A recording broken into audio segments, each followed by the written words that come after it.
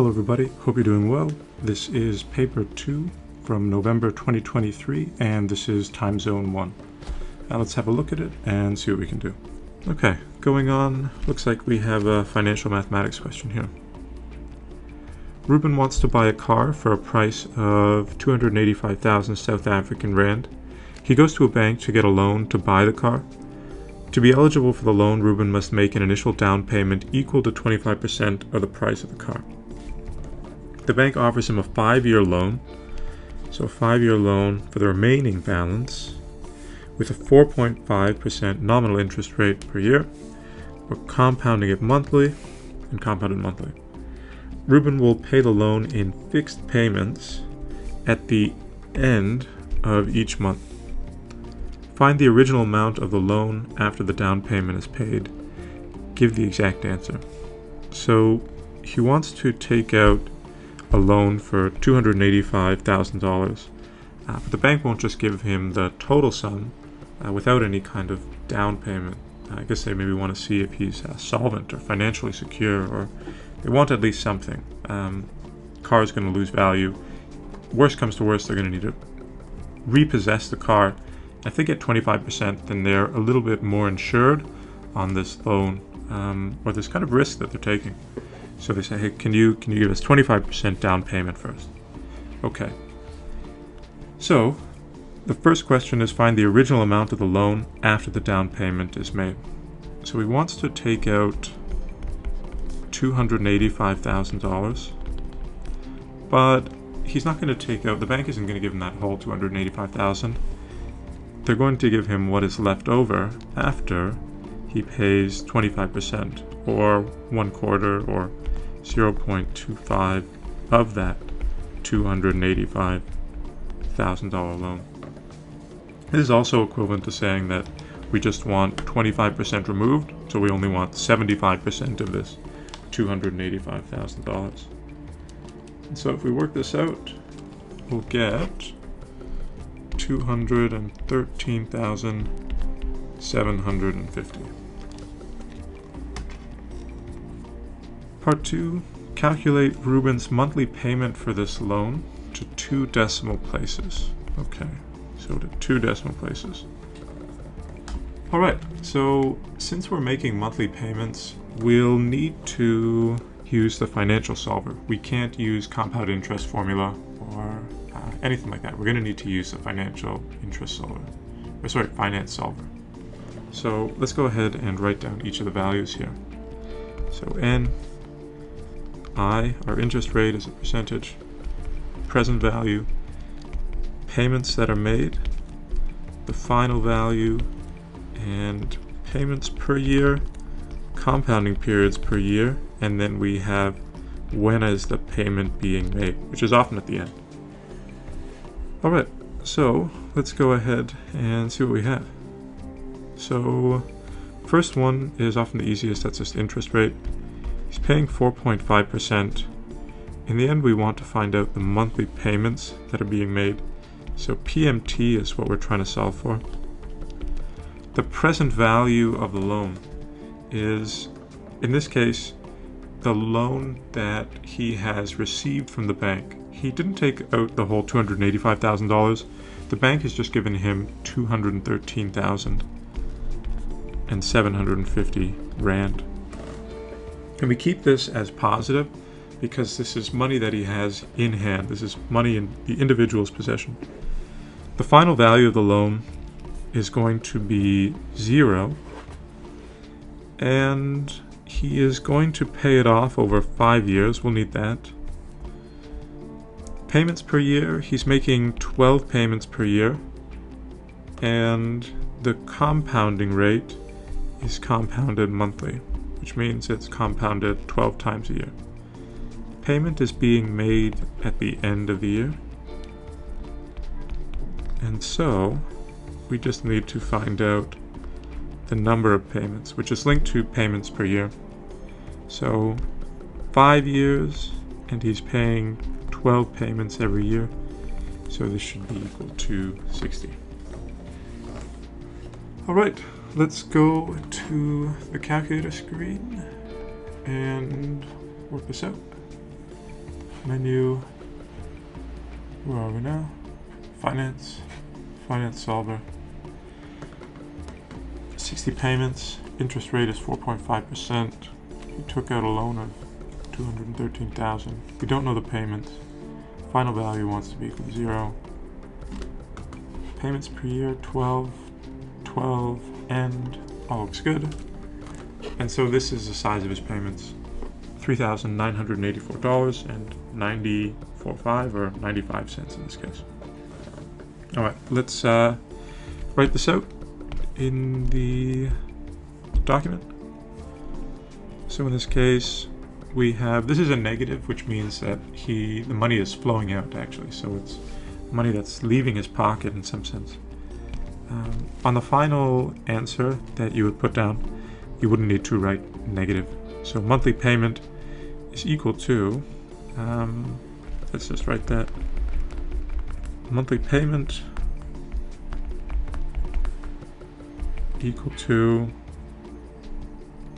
3,984.95 Rand, to 2 decimal places. All right, using your answer from part A2, calculate the total amount Ruben will pay over the life of the loan to the nearest Rand. Do not include the initial down payment. This is a pretty common question, and it's not actually all that bad. So if we think that he is paying $3,984.95 every month, and he's making 60 payments, the total amount that he is paying over the life of the loan, that he will pay over the life of the loan, is just going to be 60 payments of 3,984.95 Rand. Let's go ahead. Actually, I'm just going to use a calculator that I have here. 4.95. All right. So he is paying $239,097. Okay.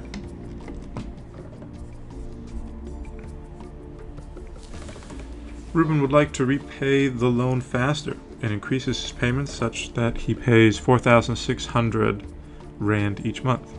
Find the total number of monthly payments he will need to make to pay off the loan. Okay.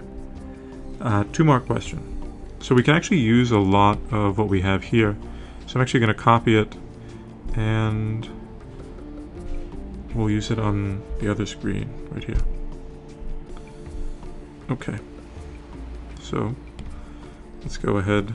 Oops, that's a little small. All right. So what is going to change? We don't know how many payments he's going to make. The payment itself has increased. So let's see. I'd like to repay the loan faster. His payments are now 4,600. This is still the initial size of the loan. He's paying now 4,600. We want to put a negative because it's money flowing out of the individual. So to distinguish that, we put a negative. Okay, find the total number of payments. And to be honest, I think that's it. Everything else stays the same. Initial loan, the payment amount is just different, and now we want to find or solve for n. So let's go back into the calculator screen and let's edit this finance window. And we don't know how many payments. Present value is all the same. He's going to be paying 4,600. Final value is going to be 0 still. PPY, CPY, everything else looks good. So, number of payments is 51.15. Okay, that's interesting. Find the total number of payments he will need to make to pay off the loan. Okay, so let's go back to the document. Part C. Let's just write number of payments is equal to, so we said 51.15. If he makes 51 payments, he hasn't yet paid off his loan. It's not until he makes 52 payments. The bank wouldn't accept a fraction of a payment. Let's say, what would it be? 15% into the month, so maybe 4 days into the month or so. Wouldn't exactly be it. He would finish his total loan, or he would complete paying off the loan at 52, after 52 months, after 52 payments. So the final answer would be 52. Total number of monthly payments that he'll need to make. Alright. Let's go to question D. This strategy will result in Ruben's final payment being less than 4,600 Rand. Determine the amount of Ruben's final payment to 2 decimal places. And this is a 4-mark question, which seems like, or suggests that it should be a little challenging. And it kind of is. It really is. Alright, determine the amount of Ruben's final payment to 2 decimal places. What can we possibly say? So, after 52 payments, after 51 payments, he hasn't yet paid everything off. So, he won't yet have finished paying off the loan. And if he makes a total of 52 payments of 4,600, he'll have overpaid a little. So there's 2 strategies that we can use. And I'll show you them both, actually. So let's use this once again. I hope that grabs everything. Oops. Okay. Copy. So this is part D right here. Okay, so this is a new question. And let's see if we can modify this. Things are going a little funny now. Here we go. So let's say this is him paying off 4,600. It should still be negative. But let's say he pays off. Let's say he makes 52 payments. What is the final value? What is the final value? We'll be able to see how much he has overpaid by. So in this case, just to expand on this, let's say he does make 52 payments of 4,600. This is still the size of the loan. This is still the interest. This is still how many payments he's making a year and so on. And compounding period. What would be the final value? That should give us the amount that he's overpaid by. So let's go into the calculator screen and try to work that out. So this should be 52, 4.5. And let's ask the question, how much has he overpaid by? And here we go. So going back to the calculator screen, our final value is equal to 3,893.20. Okay, so that would be how much he has how much he has in his pocket, how much he has overpaid by. And imagine we have this last month, the 51st month. He's come close to paying everything off. He pays off a full 52, so he pays one whole extra month, and it's 46,000. But he looks into, let's say, his bank account, where his loan was, and it's not only at 0, it's at $3,893.20. And the question is, how much was his final payment? So if he has $3,893.20 in his account, and he was only required to pay $4,600, what was that last payment? What is the difference between the two? So if we say 4,600 minus 3,893.20, which is how much he has in his bank account, that's how much he overpaid by. He only needed to pay, just subtracting one from the other, I did it on the calculator that I have beside me, 706.8 ZAR, or South African Rand. That's how much he overpaid by, or sorry, that's not how much he overpaid by. This is how much he overpaid by. That's how much he needed to pay. So once again, this 706.8 is how much he needed to pay, or 80 rather. This is how much he did pay, and he found in his bank account that he had some extra money. Okay, To be honest, that's actually the easiest way to work it out. I'll show you the other way. It's a little more challenging, to say the least. So here it is. I'm actually just going to clear this screen and erase this as well. Okay. So let's imagine this other situation where he pays 51 payments and he doesn't quite get to this 51.5. What would be the final value that he has remaining to be paid? So let's go to the calculator screen and work this out. So in this case, we imagine that he's only paid 51 payments. Everything else is the same. What is the final value? And we see it's 704.156. So let's go back to the calculator screen. Or sorry, back to the document for a sec. And we see the final value that he needs to pay is 704.16, let's say, 156 or 16 to 2 decimal places. And you might be thinking, hey, you know, that's a little funny. How can these both be correct? And they're not. This one is the correct answer. So what happens with this 704.6? Why is it like that? So at the end of the 51st month, he still has $704.16, but he's going to make one more payment. And what is the size of that payment at the end of the month that he needs to make? It's not 704.16 because the bank is still charging interest. The bank is still charging 4.5% compounded annually. So this is where it gets a little challenging. We can use the financial solver, or we can use this.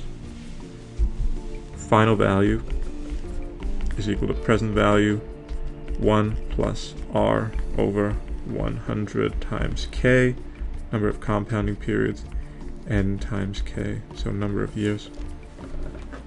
Or in this case, number of months in this case. Or number of, rather, compounding periods.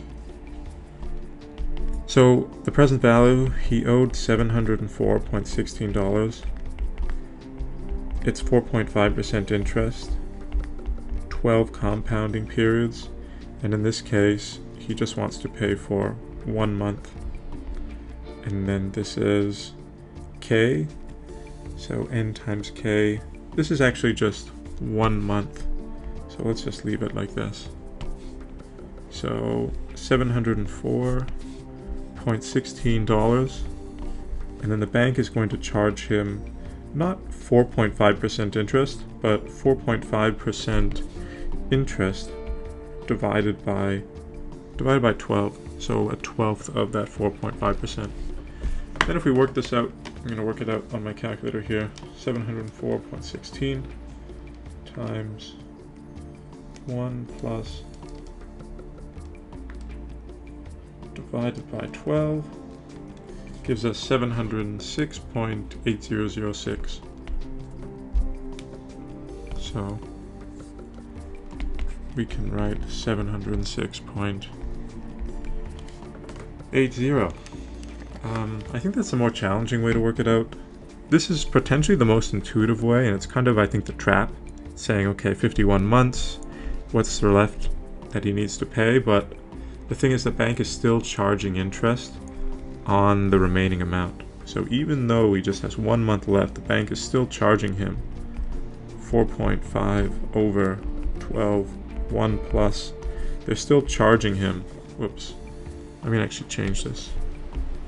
They're still charging him 4.5% over 12. Sorry, that's not right either. They're still charging him. Actually, no, sorry, that was correct. 0.45 over 12. They're still charging him this fractional amount of interest. Alright, everybody. I hope that was helpful, and as always, best of luck. Take care.